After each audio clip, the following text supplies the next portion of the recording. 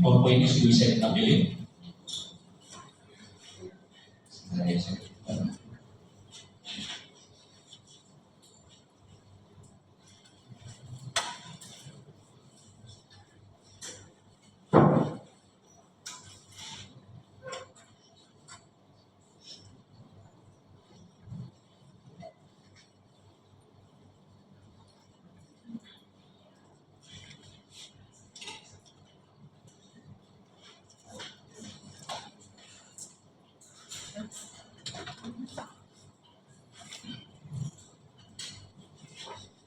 Sorry, ini gambarnya itu bagi dua ya.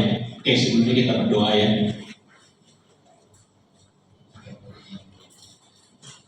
Oke, mari kita berdoa dulu. Tuhan Yesus, selamat pagi Tuhan. Terima kasih untuk hari ini. Kami hari ini mendengarkan firman Tuhan. Terima kasih untuk puji-pujian kami yang telah kami dengarkan. Kami lanjut kepada Engkau Tuhan.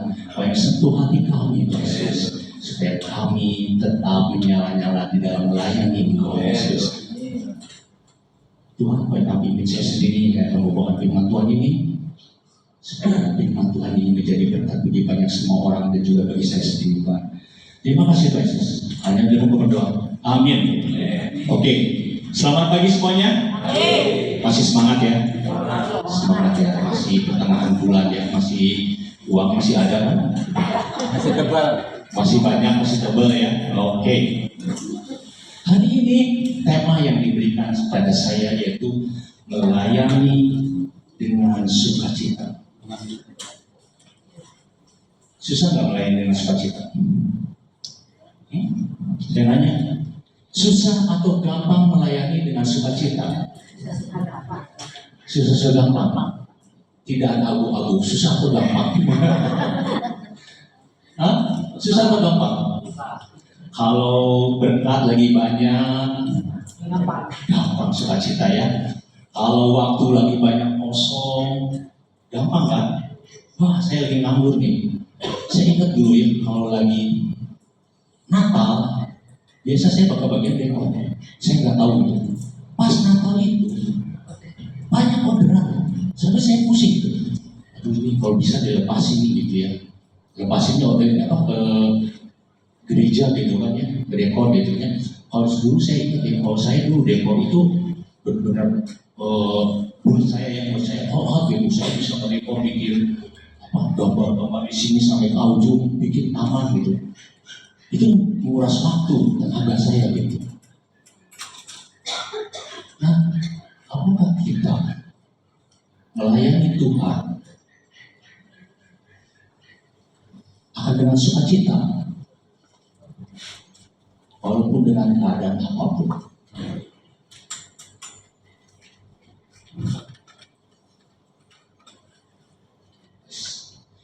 Fokus pelayanan, katanya menurut beberapa orang, fokus pelayanan kita itu terdiri dari ditentukan oleh tiga ini katanya. What I have. Tenang ibu, nanti saya terjemahkan ya. What I have, what I can do, what other people say. Katanya apa? Melayani, fokus pelayanan saya antara sukacita atau kita itu ditentukan apa yang saya punya. Betul nggak? Betul nggak? Kalau saya banyak duit, saya akan melayani dengan sukacita kan? Wow, saudara, Tuhan terima kasih ya, Tuhan telah memberkati saya. Saya akan melayani Tuhan karena Tuhan sudah memberi berkat pada saya. Iya kan? Tapi kalau aduh Tuhan, waktu saya, uang saya lagi mepet nih gitu. Saya harus kejar target Tuhan. Dan mungkin saya melayani Tuhan gitu. Banyak orang pada bilang, Tuhan, kalau saya nanti sembuh baru saya akan melayani. Apa yang saya punya talenta Tuhan? Saya nggak punya talenta untuk melakukan itu, untuk melayani saya nggak punya. Tuhan pasti berikan pada kita sedikit pun talenta ada. Dalam perumpamaan talenta ada yang 5, ada yang 2, ada yang 1. Tapi bagaimana kita memanfaatkan talenta yang diberikan Tuhan itu pada kita? Kalau kita setia melakukan itu, melayani itu, Tuhan akan lebih lagi. Kadang fasilitas, kau pelayanan Apalagi mungkin anak-anak muda mungkin dia kalau aduh musiknya jelek gitu ya, aduh jadi semangatnya turun. Mungkin dan kita juga sama, kita mau kunjungan nggak ada kendaraan, jadi males gitu kan. Yang pertama yang banyak orang pikirkan, apa yang saya punya mempengaruhi sukacita kita dalam pelayanan. Yang kedua, what I can do, apa yang saya bisa kerjakan. Waduh, saya tidak sehebat dia Maya. Pas saya nggak mau melayani, malu. Nggak ada sukacita, tertekan. Yang ketiga, what other people say, katanya pengakuan dari orang lain. Kadang pelayanan kita itu ditentukan oleh pendapat orang lain. Pelayanan gitu aja gitu. Akhirnya kita down. Kita melayani padahal dengan semangat, tetapi karena memikirkan pendapat orang lain, kita menjadi down. Kita menjadi tidak ada sukacita. Itulah yang sering kita lakukan. Kita banyaknya pelayanan itu sukacita atau tidaknya itu karena ada faktor X dari luar. Kalau faktor-faktor itu menghalangi kita, akhirnya kita sudah tidak akan bersukacita lagi melayani. Akhirnya mundur, akhirnya meninggalkan ke gereja, meninggalkan pelayanan. Hari ini kita akan belajar tentang bagaimana melayani dengan sukacita. Saya ambil dari firman Tuhan dari Mazmur 100 ayat 2. Katakan di sini, di Mazmur 100 ini cuma sedikit 5 pasal, 5 ayat. Saya ambil dari Mazmur 100 ayat 2 ini. Beribadahlah kepada Tuhan dengan sukacita. Datanglah ke hadapannya dengan sorak-sorai. Katanya, saya baca beberapa tafsiran dari Mazmur 100 ini adalah Mazmur 100 ini adalah sebuah puji-pujian, sebuah doa yang begitu gigih diucapkan. Beribadahlah katanya dengan doa kepada Tuhan dengan sukacita. Datanglah ke hadapannya dengan sorak-sorai. Ini banyak diucapkan oleh orang Israel. Kenapa mereka mengucap syukur? Karena mereka sudah keluar dari tanah Mesir, masuk ke tanah Kanaan. Mereka mengucap syukur katanya. Terus kalau dalam zaman Israel itu, zaman Daud itu, mereka lepas dari musuh-musuh. Mereka selalu mengkumpulkan ini karena pertolongan Tuhan dalam hidup mereka. Terus juga Mazmur 100 ayat 1 dikatakan sebelum 102 ini bahwa bersorak-sorai beribadah itu bagi semua orang. Bagi semua orang percaya kan? Jadi kita tidak ada yang bilang saya nggak mau melayani. Ini perintah Tuhan buat semua orang yang percaya pada Tuhan. Nah, kenapa ya kata beribadah kok jadi melayani gitu?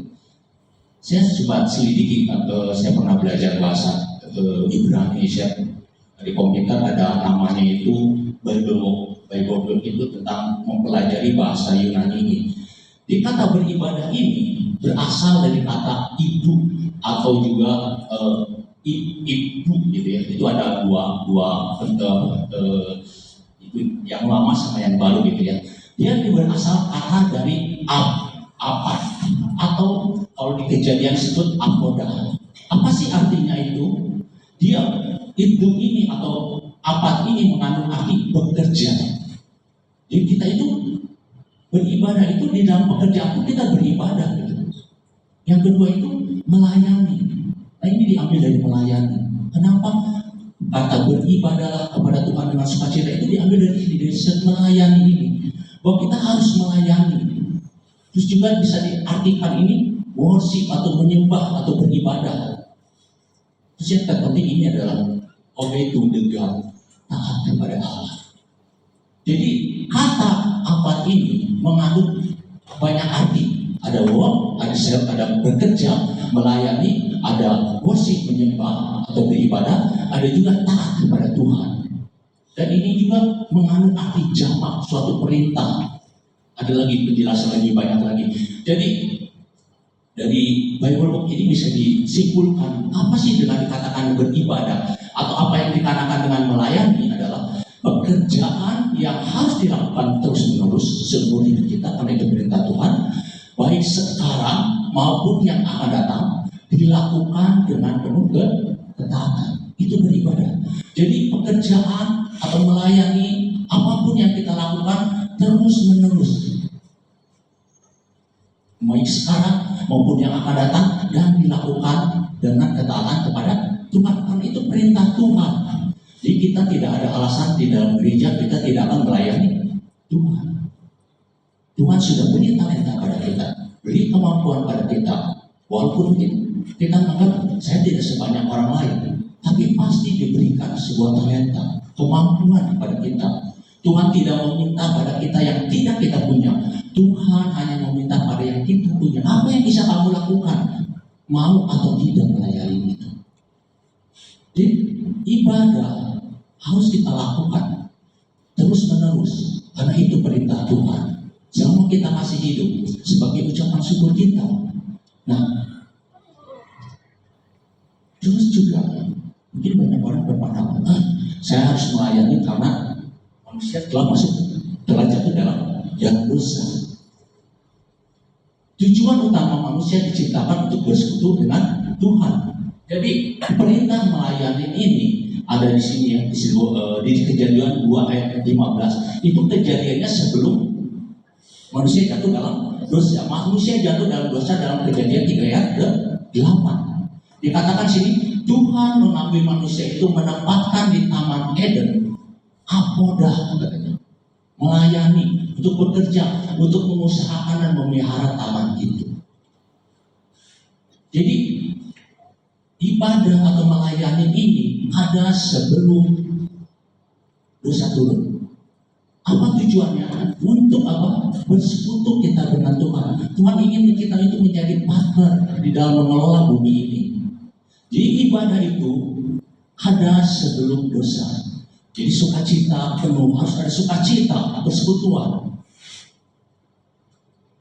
Nah, apa yang terjadi setelah manusia jatuh dalam dosa? Tetap ada kita harus melayani, katanya. Di dalam Kejadian 3 ayat 18 ini, dengan bersusah payah engkau akan mencari rezekimu, apodah dengan berpeluh engkau akan makan minum. Sini apa apodah? Jadi setelah jatuh dalam dosa, pekerjaan kita menjadi lebih berat, melayani kita lebih berat. Kenapa? Karena kita itu terdiri dari daging. Daging begitu kuat dalam hidup kita. Seluruh hidup kita dikuasai oleh daging. Makanya kalau kita tidak bisa terus memproses pelayanan itu, terus mengisi jiwa kita, hati kita untuk melayani, maka lama-lama akan habis karena akibat dosa itu. Nah, bagaimana supaya kita bisa melayani dengan sukacita walaupun kita sudah jatuh dalam dosa? Mungkin yang saya lagi bikin khotbah ini, saya berpikir juga, saya dulu pernah pacarannya, saya nggak dijodohin. Mungkin melayani dengan sukacita itu seperti kita sedang pacaran. Coba pikirkan yang pernah menikah, yang masih pacaran, betul nggak? Orang yang melayani itu dengan sukacita itu seperti yang lagi pacaran. Coba pikirkan, setengah menit aja. Benar atau tidak? Benar atau tidak? Hah? Melayani, maksudnya melayani bagi pasangan kita gitu kan? Kita melakukannya dengan sukacita, benar atau enggak? Ya. Hah? Ya. Yang lain enggak ya? Kalian mungkin yang lain seperti Siti Nurbaya ya, dijodohkan. Saya pikir ya, melayani kita harus mencontoh seperti orang sedang pacaran. Melayani dengan sukacita. Saya ingat dulu ya, saya dulu itu lagi bimbing kuliah ke Jatinangor. Ke Jatinangor, dulu belum ada mobil loh. Masih dokter umum ya, antar ke Jatinangor pakai apa? Pakai motor. Pakai motor pergi pagi-pagi, mungkin berangkat jam 6 ya. Jam 6 berangkat, Sana jam 7, terus Vivi itu pulang jam 2. Saya nggak balik lagi, saya nunggu di sana, kuliling gitu. Sebentar, enggak.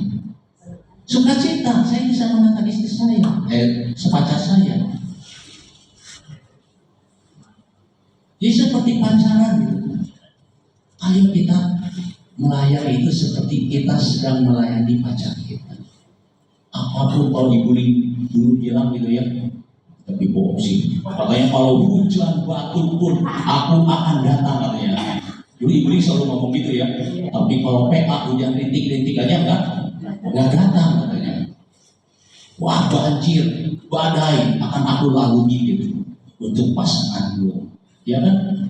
Yang belum pacaran nanti tolong alami ya. Rasakan gitu ya. Jadi saya pikirkan kalau kita ingin melayani dengan sukacita, anggaplah kita sedang pacaran rohani dengan Tuhan gitu.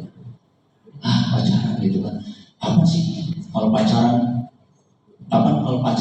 Maksudnya pacaran sudah mulai udah mulai sebel ini, udah tidak ada sukacita kalau apa? Yang pertama, posisi kita sudah butuh hitung-hitungan. Ya kan?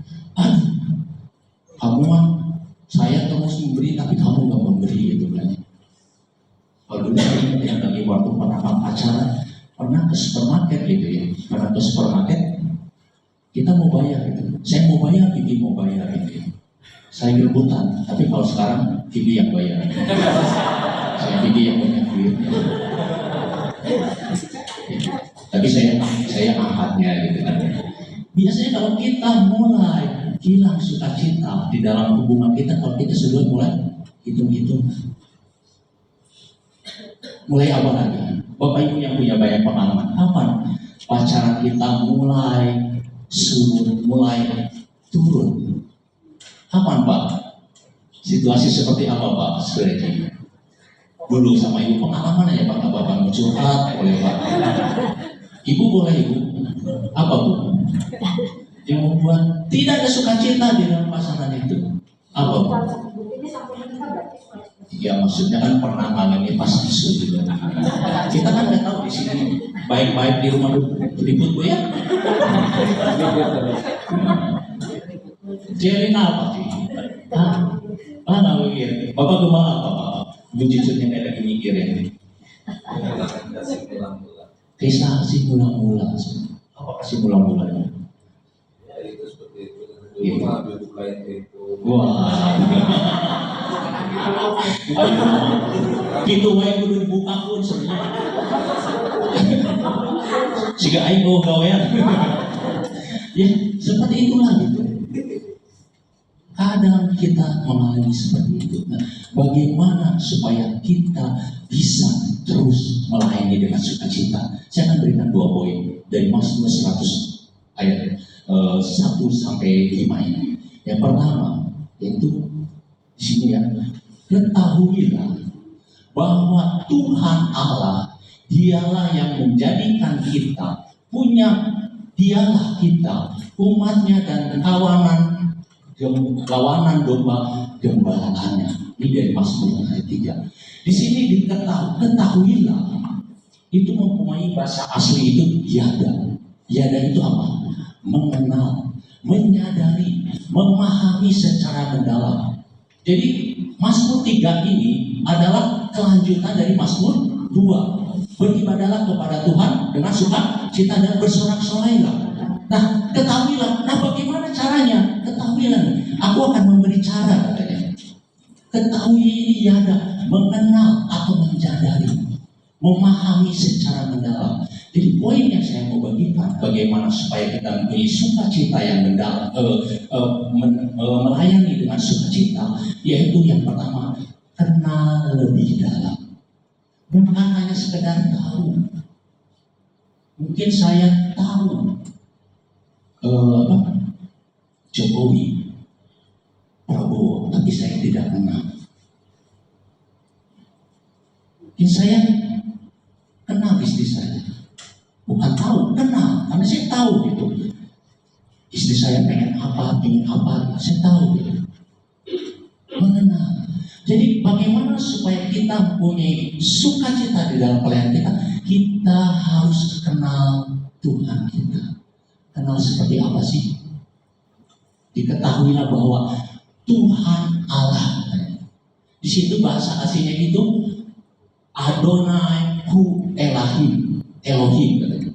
Jadi Adonai itu kan Tuhan yang berdaulat dalam hidup kita, Tuhan yang menentukan hidup kita semua.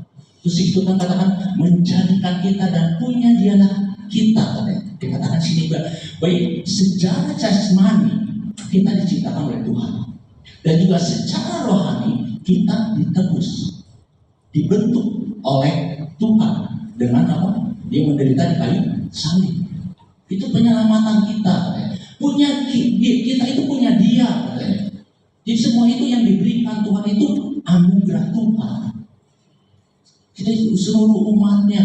Terus seluruh hidup masa depan kita berasal dari Tuhan. Itu adalah Tuhan Adonai. Tuhan yang berdaulat, yang menentukan kita semua dalam hidup kita. Kalau Tuhan yang Adonai,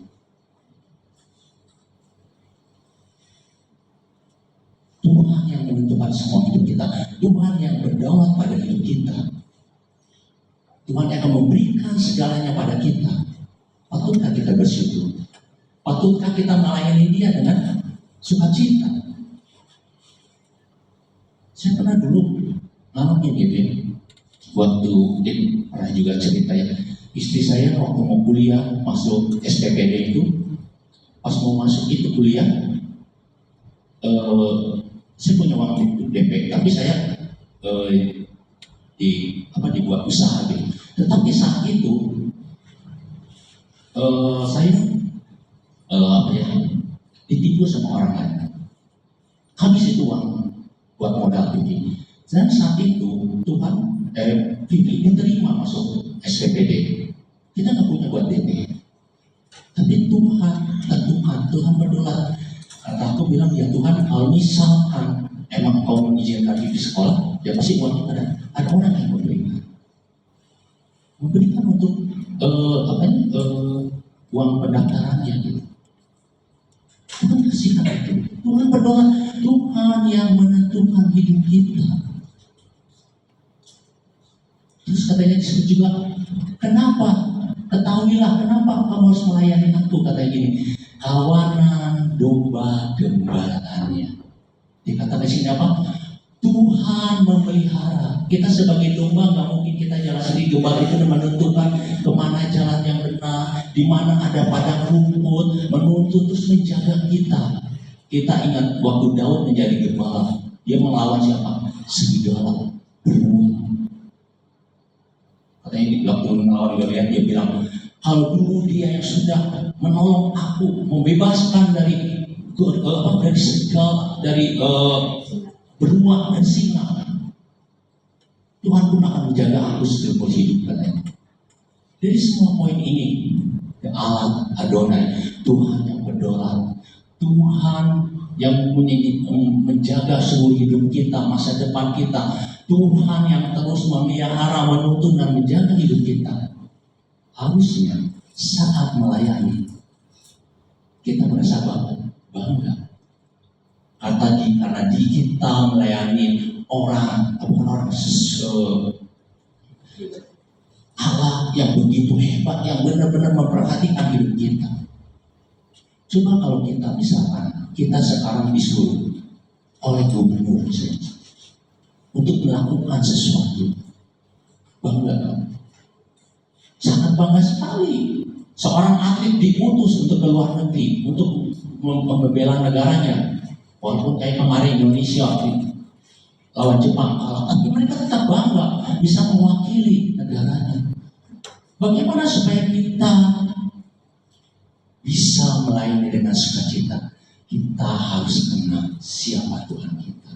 Dengan kita kenal, kita akan bangga melayani Tuhan. Misalkan kita disuruh oleh orang tua kita untuk melakukan sesuatu, tapi kita tidak kenal orang tua kita, mungkin disuruh orang lain, kita pasti akan melakukannya dengan megah-megah.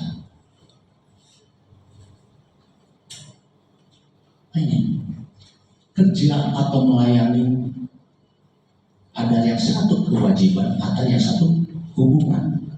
Ini gambar yang sekarang saya bikin gambar-gambar ini pakai AI. Yang kemarin saya ngajar sekolah minggu juga, saya pakai AI, jadi saya masukin gambar yang saya pengen apa sih gitu. Nah, ini satu gambar, ini yang satu sebelah kiri ini yang seorang anak muda, dia bekerja di sebuah restoran. Dia kerja, dia harus datang pagi, dia harus nyiapin, dia harus membersihkan semuanya. Pasti sukacitanya akan berbeda kalau seorang anak muda dia bekerja di restoran milik orang tuanya. Karena dia tahu restoran ini adalah cikal bakal saya sebesar sampai saat ini. Cikal bakal saya bisa sekolah banyak. Jadi ada hubungan. Dia harus membedakan antara melayani kewajiban dengan sebuah hubungan. Kita akan melayani dengan sukacita kalau kita punya hubungan yang dekat, punya hubungan yang erat dengan Tuhan. Kalau kita tidak punya hubungan yang dekat, kita pasti akan semuanya dihitung dengan untung atau ruginya. Apa poin masuknya buat saya? Apa sih yang saya akan dapat dari semua pelayanan-pelayanan ini? Tetapi kalau kita kenal Tuhan kita, siapa Tuhan kita? Tuhan yang sudah menentukan hidup saya, Tuhan yang bisa menjaga sampai hidup saya, Tuhan yang selalu memperhatikan saat saya tersandung, saat saya jatuh, Tuhan yang selalu memberikan berkat saat saya diperlukan. Kita masih akan melayani Dia dengan sukacita. Jadi pola pikir kita harus diubah. Kita harus kenal Tuhan lebih dalam. Bagaimana supaya kita kenal lebih dalam Tuhan? Kita baca Alkitab, kita ikut doa, kita dengar firman Tuhan. Jadi kalau melayani karena kewajiban, kita akan melayani dengan tanpa sukacita dan akan dengan terpaksa. Karena saya tidak tahu saya melayani untuk siapa. Oh, saya yang melayani mungkin untuk Bapak Gembala, bukan untuk Tuhan. Saat Bapak Gembala tidak memberikan suatu pujian, kita langsung down. Tapi kita melayani untuk Tuhan. Pemain musik, singer mungkin saat musiknya jelek atau alat-alat musik kurang bagus, kita ingat kita melayani Tuhan. Tuhan tidak meminta yang lebih dari kita. Tuhan meminta apa yang ada dari kita. Kenali Tuhan. Ini Daud salah satu contoh orang yang betul-betul mengalami pimpinan Tuhan. Di dalam ini dikatakan dalam Mazmur 23 sebetulnya, Tuhanlah gembalaku, takkan kekurangan aku katanya. Dia membaringkan aku di tempat pada rumput yang hijau, gadamu dan tongkatmu selalu menjaga hidup kami. Itu yang Daud rasakan gitu. Dia kenal Tuhan dia. Dia makanya disebut sebagai orang yang berkenan. Karena dia selalu erat ingin menjalin hubungan dengan Tuhan. Waktu melawan Goliat itu dia bilang katanya, dulu Tuhan, dia Tuhan yang melepaskan saya dari cakar beruang, dari gigitan singa. Dia merasakan, dia kenal Tuhannya, Tuhan yang telah menolong dia. Di saat kita melayani Tuhan, supaya ada sukacita, kenali Tuhan, rasakan semua perbuatan Tuhan dalam hidup kita. Kita pasti tidak akan dengan paksa. Seberat apapun, sesibuk apapun, tidak ada uangnya dalam hidup kita. Kalau kita memikirkan hanya untuk Tuhan, Tuhan Allah yang hebat, Allah yang telah menolong saya untuk melewati semua rintangan-rintangan, Allah yang sudah menyelamatkan saya, yang seharusnya saya masuk ke dalam maut. Kita ditolong oleh Dia sehingga kita menjadi punya hidup yang baik. Jadi poin pertama apa? Supaya kita memiliki sukacita di dalam pelayanan apa? Kenali Tuhan kita, ayo kita akrab dengan Tuhan kita. Mungkin kita lagi pacaran, gak mungkin kan? Kita pacaran, ketemu cewek, pacaran tuh, mungkin kan? Hah? Mungkin ya, kalau cinta monyet gitu ya. anak-anak muda sekarang, wah gitu banyak yang pacaran, mungkin bikin stok yang banyak gitu ya. Kebanyakan seperti itu. Tapi kalau kita ingin masuk kita kenalin pasangan kita, oh ternyata pasangan itu baik ya. Mungkin dia melakukan itu, dia punya maksud pada kita. Akhirnya kita tahu, oh iya gitu. Saat melayani dia, saat mengantar, saat apapun yang dia lakukan, kita akan main dengan sukacita. Kenali Tuhan kita. Kalau kita yang punya pasangan kita, punya hubungan yang harmonis dengan pasangan, kenali pasangan kita. Kalau kita tahu, kenal, kita akan mengerti apa yang dia inginkan, apa yang dia maksud untuk hidup kita. Yang kedua, poin yang kedua saya mau bagikan. Di dalam ini di ayat 4 katakan, masuklah melalui pintu gerbangnya dengan nyanyian syukur ke dalam pelatarannya dengan puji-pujian, bersyukurlah kepadanya dan pujilah namanya. Katanya, ayo kita masuk ke dalam gerbangnya, ke dalam pelatarannya. Kalau dulu itu ruang maha kudus, ruang maha suci, itu sudah pelatarannya. Katanya, kenapa? Kenapa sih kamu itu harus masuk gerbang? Kenapa harus dengan nyanyian syukur? Kenapa kamu harus mengadakan puji-pujian? Kenapa kamu bersyukur kepada Tuhan? Katanya apa? Sebab Tuhan itu baik. Sebab Tuhan itu baik. Kasih setianya untuk selama-lamanya. Dan apa katanya? Kesetiaannya turun-menurun.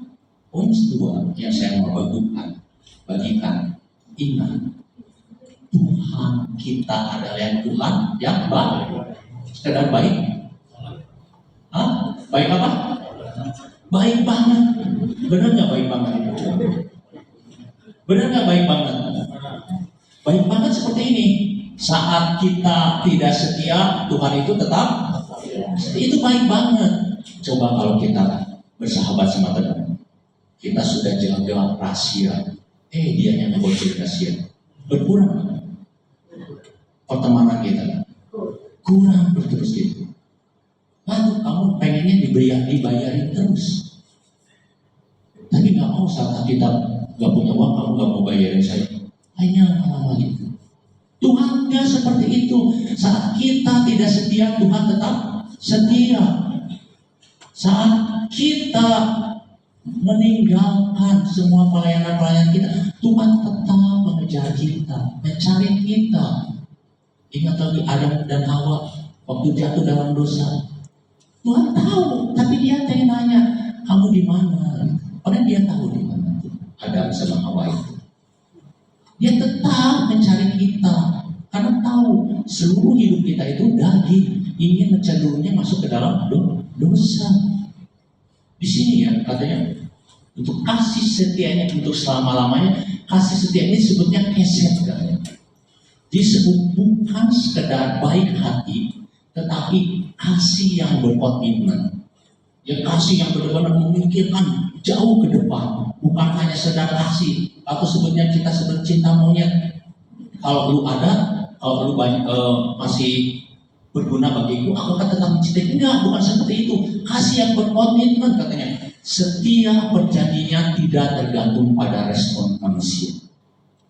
Salah satunya waktu bangsa Israel. Dia waktu pergi dari tanah Mesir masuk ke tanah Kanaan, dia melakukan sekali banyak omelan, banyak tidak setianya, tapi Tuhan terus menjaga dia, menjaga bangsa Israel. Salah satunya kita. Hari ini kita ada hari ini karena kasih setia Tuhan, karena keset ini, karena Tuhan mau mati di kayu salib untuk kita. Kita sebenarnya tidak layak, kita tidak ada melakukan sesuatu. Efesus 2 ayat 8-9 katakan, semua itu bukan karena hasil usahamu, bukan pekerjaan kamu, tapi kasih karunia Allah. Dia Allah itu selalu, yang saya pelajari waktu saya kemarin kuliah itu, katanya dari pertama Tuhan menciptakan sampai wahyu itu, kisahnya itu bagaimana penyelamatan Tuhan terus waktu bangsa ini, waktu zaman Nuh, Tuhan menyelamatkan. Terus bangsa Israel diselamatkan masuk tanah Kanaan. Waktu bangsa Israel dibuang ke pembuangan 70 tahun, Tuhan terus menjaga komitmen ingin menciptakan sebuah penolong bagi bangsa ini, termasuk dengan kita. Hari ini kita bisa mendengarkan, bisa ada sukacita kan Tuhan menolong. Terus katakan sudut ini, kesetiaannya turun menurun. Sudut katanya emunah atau kan teguh, konsisten, keandalan. Ini bisa diandalkan kasih setia Tuhan itu. Gitu. Seperti dalam contoh mana gitu, Tuhan selalu memberikan mana kepada bangsa Israel selama 40 tahun seperti itu katanya, konsisten. Tuhan gak pernah telat gitu. Tuhan bilangkan kalau kamu hari Sabat ambil sehari sebelumnya, ambil lebih banyak, tidak basi. Tuhan konsisten. Kalau kamu menurut pada aku, kamu akan mendapatkan sesuatu dari Tuhan. Di alam setia menyediakan istighfar. Poin yang kedua, bagaimana supaya kita terus melayani dengan sukacita, yaitu ingat Tuhan itu baik, baik banget, baik banget, bukan sekedar baik, baik banget. Gitu. Apa katanya? Baik banget gitu. Saat kita tidak setia, dia tetap konsisten. Saat kita meninggalkan Tuhan, Tuhan terus konsisten menjaga kita, mencari kita. Itu yang Tuhan inginkan dalam hidup kita. Tuhan ingin berhubungan erat dengan kita. Tuhan ingin bersekutu dengan kita. Kita diciptakan untuk bersekutu bersama Dia.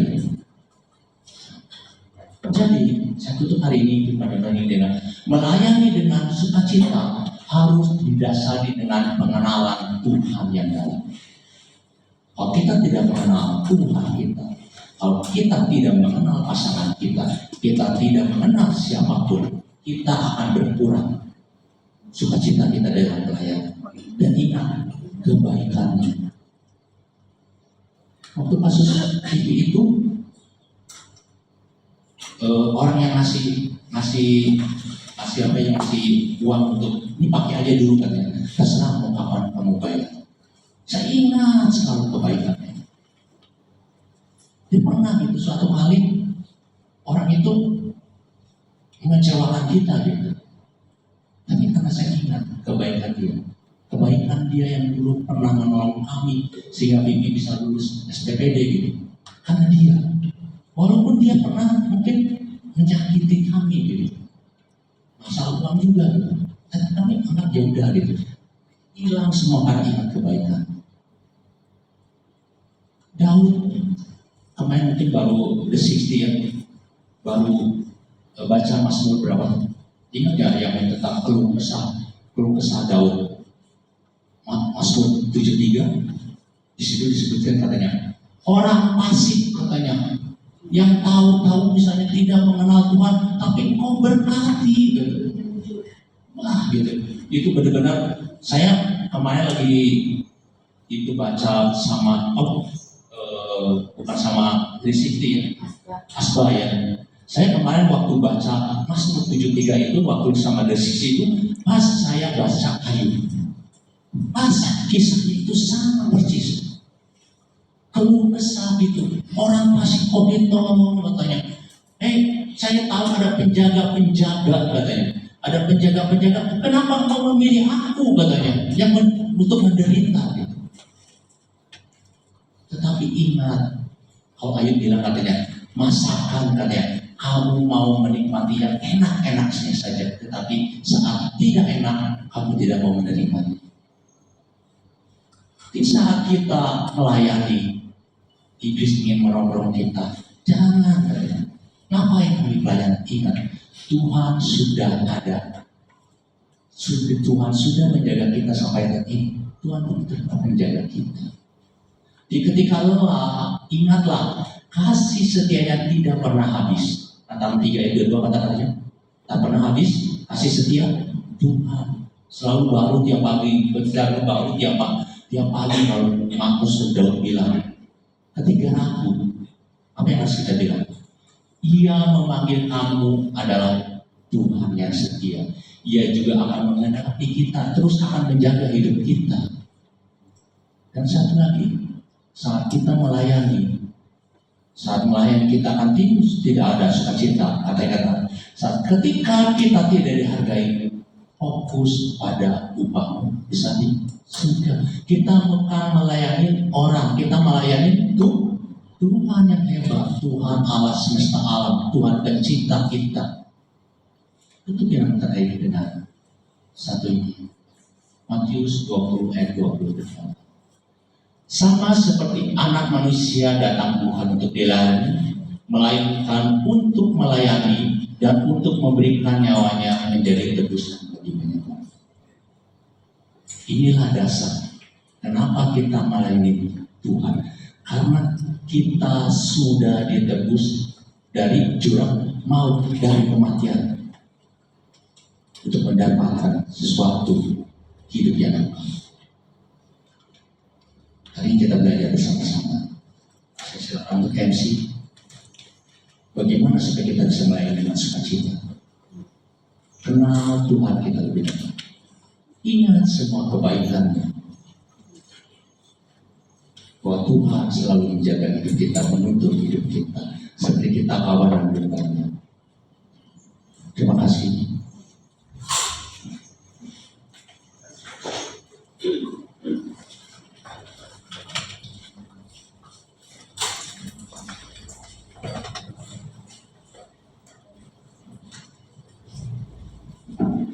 Terima kasih kepada Bapak Ketua Sandi atas firman yang telah disampaikan. Kiranya firman sebagai tadi bisa menjadi remawi kehidupan kita semua. Amin. Mari kita refleksikan firman Tuhan ini dan kita akan berjalan sungguh indah dalam Tuhan.